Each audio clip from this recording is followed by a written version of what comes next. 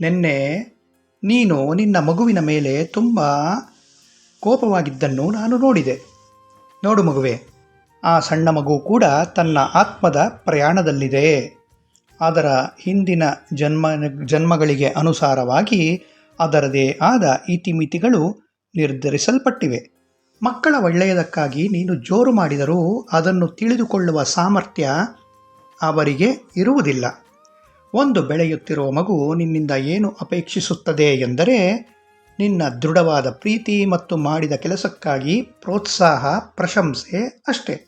ನನ್ನ ಕೆಲ ಮಕ್ಕಳು ರಜಾ ದಿನಗಳಾದ ಕಾರಣ ಪ್ರಯಾಣ ಕೈಗೊಳ್ಳುತ್ತಿದ್ದಾರೆ.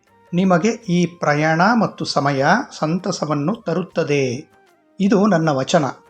ಹಸುಗಳಿಗೆ ತಿನ್ನಲು ಕೊಡು ಮತ್ತು ನಿನ್ನ ಮನೆಯ ಸುತ್ತಮುತ್ತಲಿನ ಬೀದಿ ಪ್ರಾಣಿಗಳಿಗೆ ಆಹಾರ ನೀಡು. ಸದಾ ನನ್ನ ಆಶೀರ್ವಾದಗಳೊಂದಿಗೆ ಇರು.